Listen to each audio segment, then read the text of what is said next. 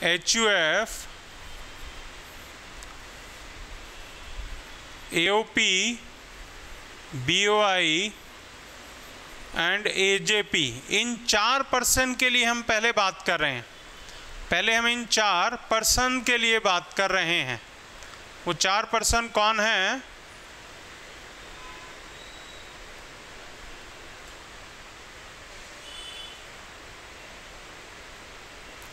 वो 4 पर्सन कौन है? Individual, HUF, AOP, BOI and AJP। इसका फर्स्ट पार्ट लिखिएगा, for resident individual whose age is greater than equal to 80 years, इसको bracket में लिखेगा very oblique super senior citizen, very oblique super senior citizen. इसके ऊपर क्या टैक्स रेट लगता है? फर्स्ट 5 लाख नील, पहले 5 लाख पर कोई टैक्स नहीं है। अगला 5 लाख मतलब 5 लाख 1 रुपये से लेकर के 10 लाख रुपए तक की जो इनकम है उस पे टैक्स 20% का लगता है, 20%। और 10 लाख से जितनी भी ऊपर इनकम है मतलब बैलेंस, वो सारी इनकम 30% से टैक्स होती है, 30% से वो सारी इनकम टैक्स होती है। तो स्लैब रेट क्या है? फर्स्ट 5 लाख नील, नेक्स्ट 5 लाख 20%, और बैलेंस मतलब 10 लाख से जितनी ज़्यादा इनकम है वो सारी 30% से टैक्स होगी। ये फर्स्ट पार्ट है। सेकंड पार्ट लिखेगा,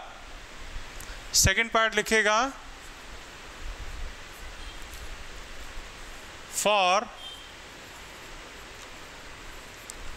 रेजिडेंट इंडिविजुअल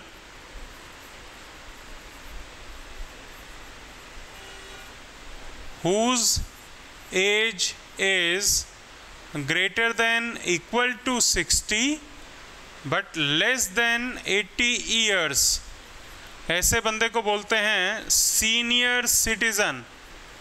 ऐसे पर्सन को बोलते हैं सीनियर सिटीजन। सीनियर सिटीजन के केस में क्या स्लैब रेट है? पहला 3 लाख रुपया, फर्स्ट 3 लाख नील, कोई टैक्स नहीं है। अगला 2 लाख मतलब 3 लाख 1 रुपये से लेकर के 5 लाख रुपए तक की इनकम पे 5% का टैक्स लगता है @5%। अगला 5 लाख मतलब 5 लाख 1 रुपये से लेकर के 10 लाख रुपए तक की इनकम पर 20% का टैक्स लगता है। और 10 लाख से जितनी ज़्यादा इनकम है बैलेंस @30%। प्रिया क्लियर है? सेकंड पार्ट आपने लिख लिया है। थर्ड पार्ट लिखिएगा इसका। Third part, for resident individual whose age is less than 60 years, comma, for HUF / AOP BOI / AJP and for all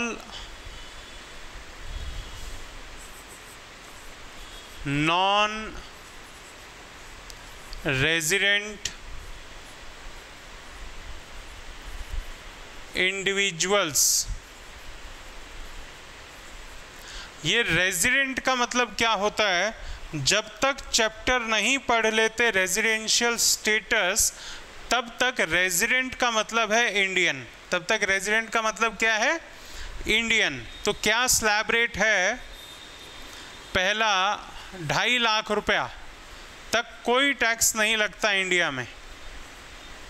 अगला 2.5 लाख मतलब 2.5 लाख से लेकर के 5 लाख तक।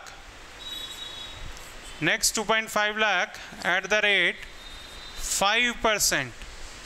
नेक्स्ट 5 लाख मतलब 5 लाख से लेकर के 10 लाख रुपए तक की इनकम 20% से टैक्स होती है, और बैलेंस मतलब 10 लाख से जितना ऊपर है वो सारा 30% से टैक्स होता है। कोई डाउट है? Yes, is this part clear? Yes और नो?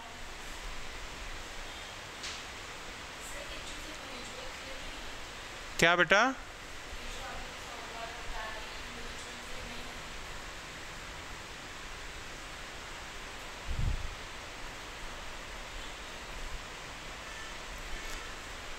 थर्ड वाला है रेजिडेंट इंडिविजुअल।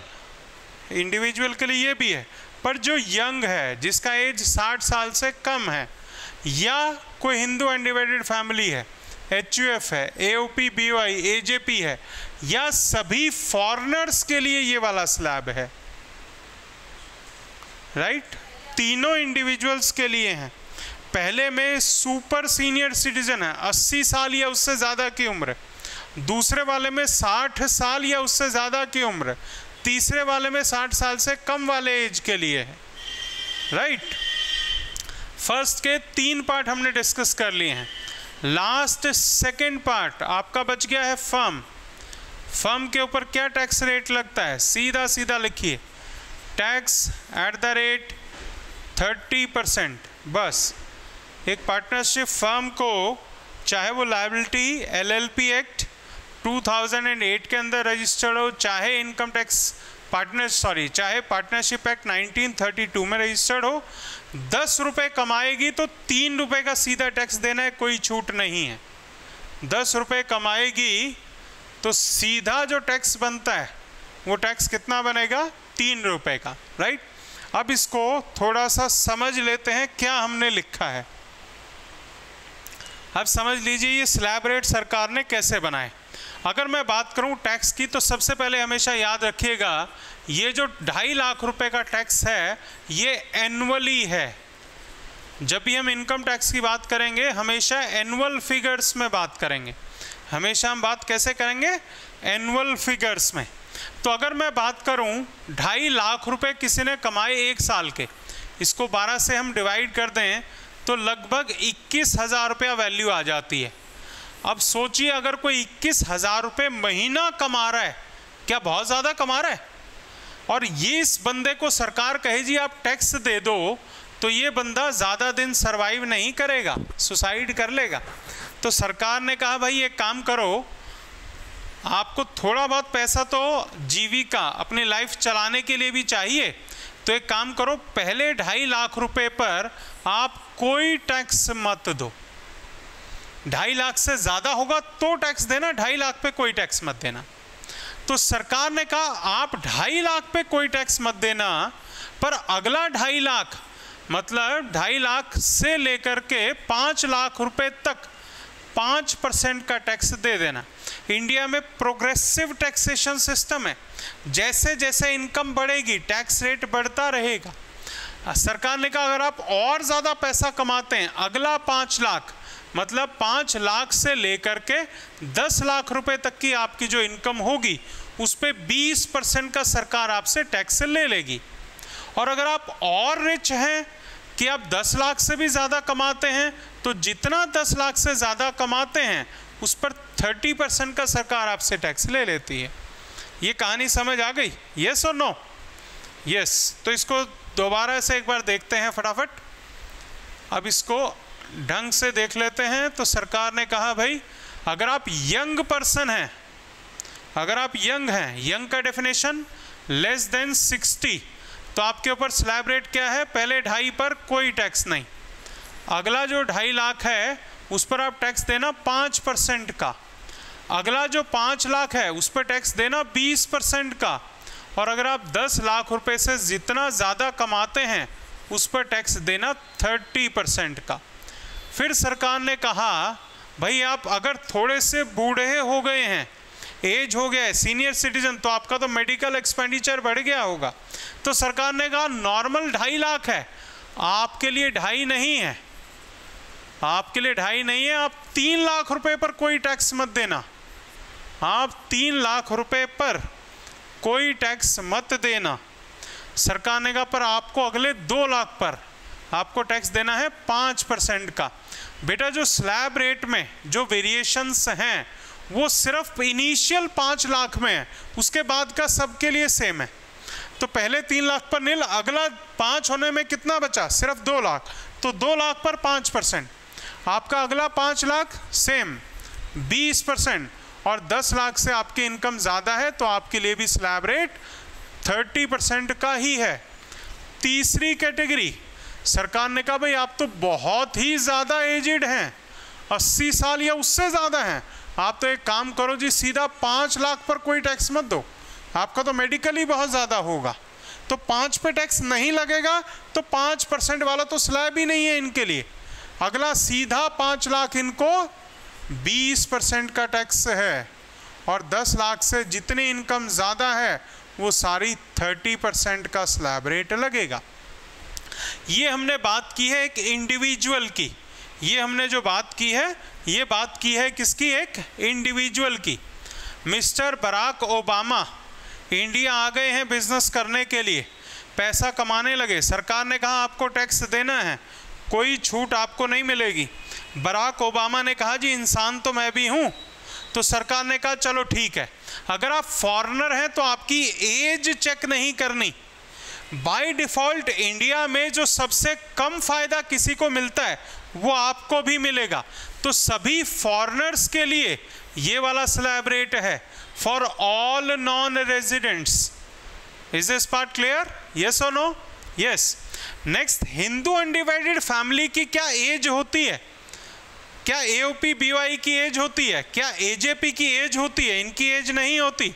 एज नहीं होती तो भाई जो इंडिया में मिनिमम बेनिफिट किसी को मिलता है वो इनको भी मिल जाएगा, और वो बेनिफिट कितने का है, 2.5 लाख रुपए वाला, वो बेनिफिट इनको भी इक्वली अवेलेबल रहेगा। ये बात समझ आ गई, यस और नो? जी, कोई डाउट? हाँ जी, कोई डाउट है बेटा? जसक्वीन, राइट, ग्रेट। अब एक क्वेश्चन जल्दी से लिख लेते हैं तो थोड़ी समझ और आ जाएगी स्लैब रेट की।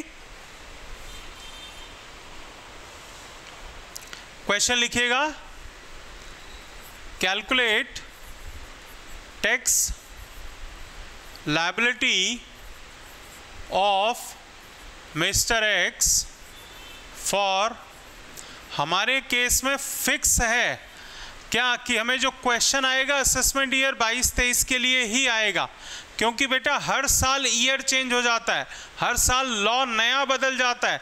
क्या ऐसा हो सकता है यूनिवर्सिटी आपको गए, आपको तो ज़माने के टैक्स लॉ याद होंगे? नहीं, 1 साल का याद होगा, और आपको जो क्वेश्चन आएगा वो फाइनेंशियल ईयर 21-22 या उसको दूसरे तरह से कहें हम असेसमेंट ईयर 22-23 के लिए आएगा। Calculate tax liability of Mr. X for the assessment year 22-23 if he has total income of rupees 7 lakh, 7 lakh रुपए की टोटल इनकम है, तो इनका टैक्स लायबिलिटी कैलकुलेट करना है। जो हम मेथड, जो फॉर्मेट लिखेंगे हर क्वेश्चन में सेम रहेगा। तो हेडिंग हम बनाएंगे calculation of tax liability of mister x for assessment year 2022-23। बेटा इनकम टैक्स में यहाँ पर एजम्पशन फिक्स है। क्या क्वेश्चन में लिखा है इंडियन है या फॉरेनर है? नहीं लिखा, हमारा हमेशा एजम्पशन रहेगा इंडियन है। क्या क्वेश्चन में एज मेंशन है? नहीं, तो हमारा हमेशा एजम्पशन रहेगा कि ये जो पर्सन है ये यंग पर्सन है, तो 2.5 लाख रुपए वाला स्लैब लगेगा, लगा दीजिए। फर्स्ट 2.5 लाख कोई टैक्स नहीं बनता, निल। अगला 2.5 लाख, क्योंकि इनकी इनकम 7 लाख रुपया है, 7 लाख है, तो नेक्स्ट 2.5 तो आएगा। नेक्स्ट 2.5 लाख टैक्स है कितने से? 5% से। कितना आ गया? 12,500 रुपये का टैक्स आ गया।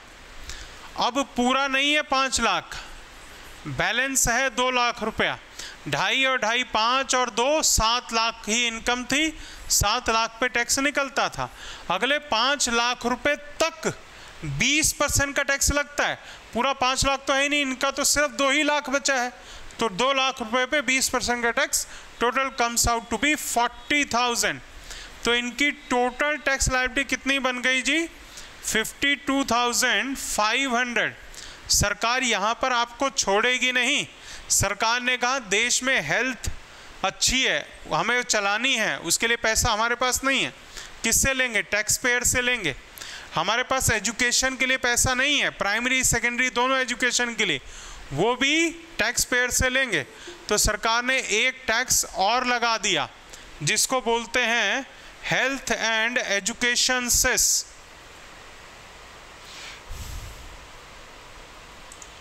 जिसको बोलते हैं हेल्थ एंड एजुकेशन सेस। तो इस पर एक टैक्स और लगाया, हेल्थ एंड एजुकेशन सेस।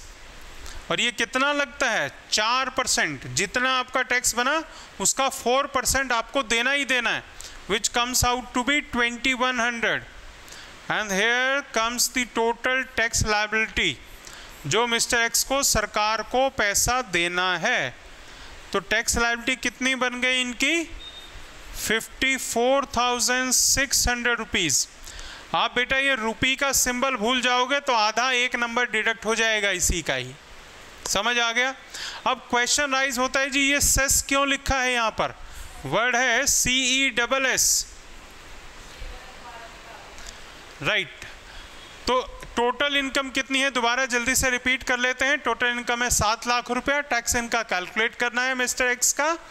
तो पहले 2.5 लाख रुपए पर टैक्स कोई नहीं बनता, निल। अगले 2.5 लाख पर 5%, 12,500। जो बैलेंस बचा 2 लाख, उस पर टैक्स लगेगा 20% का। 2 लाख का 20% 40,000। टोटल टैक्स बन गया 52,500। इतना टैक्स पे करना है। सरकार ने कहा यहाँ पर आपको छोड़ेंगे नहीं, हमें हेल्थ और एजुकेशन के पर्पस से भी पैसा चाहिए, और वो पैसा भी आपसे ही लेंगे, वो पैसा भी आपसे ही लेंगे। तो सरकार ने एक टैक्स और लगा दिया जिसका नाम रखा गया हेल्थ एंड एजुकेशन सेस। और जो लगता है जितना टैक्स है उसका 4%। तो टैक्स है 52,500, इसका 4% टैक्स और देना है। इसका 4% कितना बनेगा? 2100 टैक्स बनेगा। तो टोटल आपको गवर्नमेंट ऑफ इंडिया को जो पैसा देना है वो देना है 54,600 रुपीज़, राइट। अब क्वेश्चन राइज होता है जी ये तो टैक्स नाम है, तो ये सेस क्यों आया? बेटा जो आपसे सरकार, ध्यान रखिएगा, 52,500 पैसा ले रही है, इसका यूज़ कहाँ करेगी? मेट्रो बनाने में, रोड बनाने में, हॉस्पिटल बनाने में, स्कूल्स बनाने में, कॉलेजेस में, अनाज को बांटने में, तो उन सभी में कहीं भी यूज़ कर सकती है। पर ये 2100 सिर्फ और सिर्फ यूज़ होगा हेल्थ एंड एजुकेशन, इसके अलावा ये कहीं यूज़ नहीं हो सकता। तो अगर टैक्स किसी पर्टिकुलर पर्पस के लिए कलेक्ट किया जाए तो उसे टैक्स नहीं कहते, उसे सेस कहते हैं। Is this part clear? Yes? कोई डाउट है किसी को तो बताइए। राइट, कोई डाउट नहीं है। नेक्स्ट क्वेश्चन लिखिए। नेक्स्ट क्वेश्चन, लास्ट क्वेश्चन आज के लिए। अच्छा, इनकम टैक्स में बच्चे आपको रूल्स रेगुलेशंस थोड़े थोड़े याद करने रहते हैं। तो जितने सेक्शंस होते हैं, गिने चुने 10 सेक्शंस आपको रटने ही रटने हैं बीकॉम ऑनर्स में, ऑप्शन नहीं है। उसी के साथ आप पेपर देंगे, वो याद होने ही चाहिए। तो लिखिएगा एक question, calculate tax liability of Mr. X brackets में लिखेगा 80 years old. Calculate tax liability of Mr. X for previous year 2021-22, for previous year 2021-22,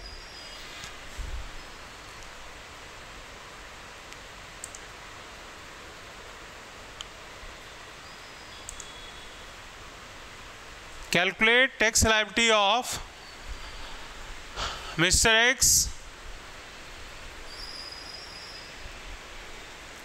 calculate tax liability of Mr. X, 80 years old, for the previous year 21-22, if his total income is rupees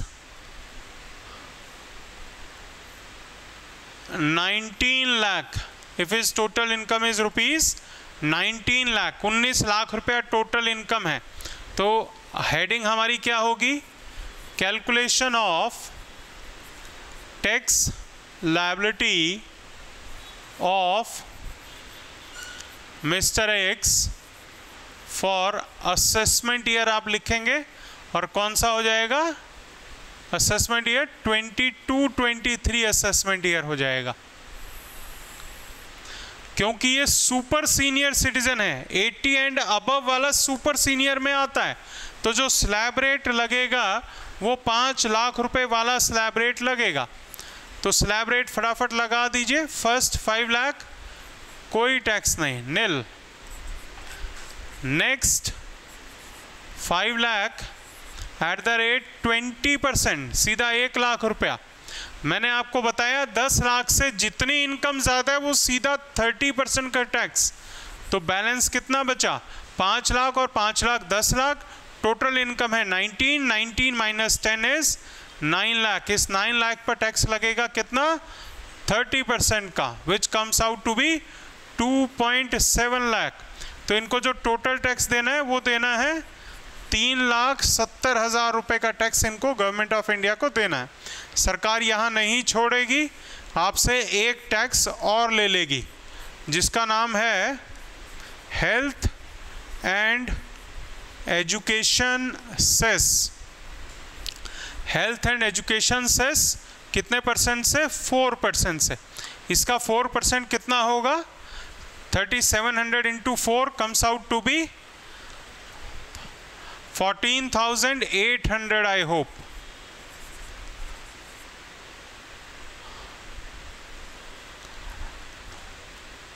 yes 14,800। तो आपको government of India को जो पैसा देना है वो देना है 3,84,800। तो इसको हम क्या लिखेंगे? टैक्स लायबिलिटी, रुपी का सिंबल नहीं भूलना है। टैक्स बनेगा 3,84,800 रुपीज़ का, राइट? कोई डाउट तो वो बताइए। हाँ जी जसक्वीन, क्लियर है बेटा? राइट। नेक्स्ट है आदित्य। आदित्य कुछ समझ आ रहा है आपको? राइट। प्रिया कोई doubt? Great. Heads of income discuss कर लें। चलिए अब लास्ट टॉपिक है, क्वेश्चन राइज होता है जी इनकम कहाँ कहाँ से आ सकती है। इनकम टैक्स से डिपार्टमेंट ने कहा आपकी जो टोटल इनकम है सारी 5 जगह से आ सकती है, इसके अलावा कोई इनकम हो ही नहीं सकती। जरा सोच के देखो आपको पैसा कहाँ से मिल सकता है। आप क्या काम कर सकते हैं जी? जॉब करेंगे तो क्या मिलेगी आपको? सैलरी मिल सकती है। कोई आपकी प्रॉपर्टी हो वो लेट आउट कर दो, रेंट पे दे दो, तो आपको हाउस प्रॉपर्टी की इनकम मिल जाएगी। कोई घर है, प्रॉपर्टी है, ज्वेलरी है, उसको बेच दो, सेल कर दो उसको, तो आपको बड़े मोटे मोटे मुनाफे होंगे जिसको कैपिटल गेन बोलते हैं। या आप कोई बिजनेस कर सकते हैं, बिजनेस करेंगे तो क्या होगा? प्रॉफिट होगा जी। कोई प्रोफेशन कर सकते हैं, डॉक्टर हो सकते हैं, प्रोफेशन करेंगे तो क्या होगा जी? गेन्स होगा। तो ये हो गया PGBP, profit and gains of business और प्रोफेशन। PGBP।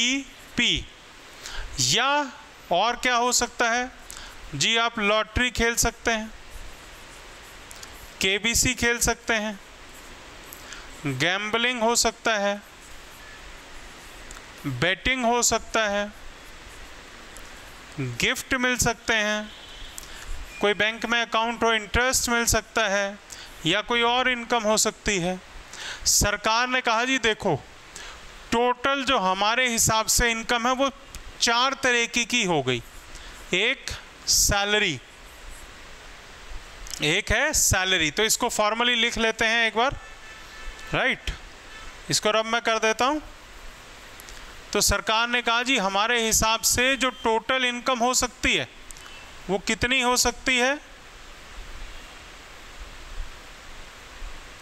जी, सैलरी हो सकती है, यस।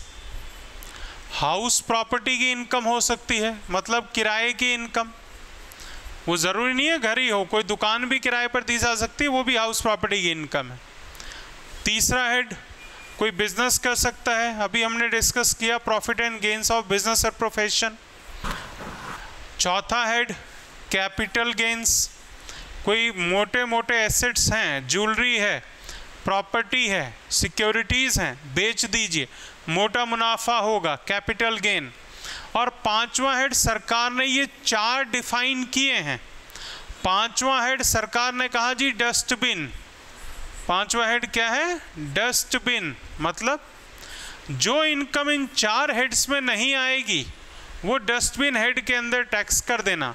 इस डस्टबिन हेड का टेक्निकल नाम है other sources.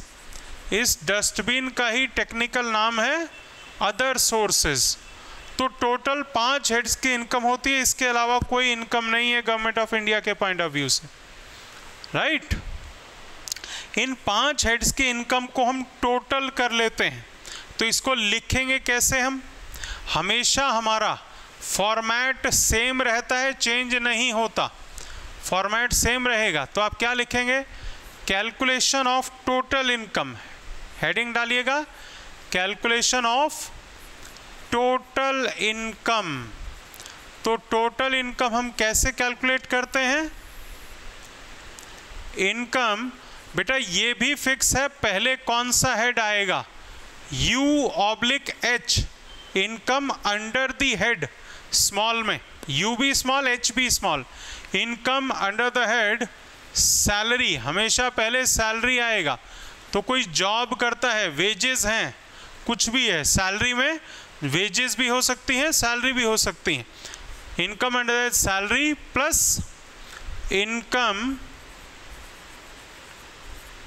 Under the head house property, किराए की इनकम। मतलब वो अगेन रिपीटेड, ज़रूरी नहीं है घर ही हो, कोई लैंड भी हो सकता है, गोडाउन हो सकता है, कोई फैक्ट्री एरिया हो सकता है, सब हाउस प्रॉपर्टी में।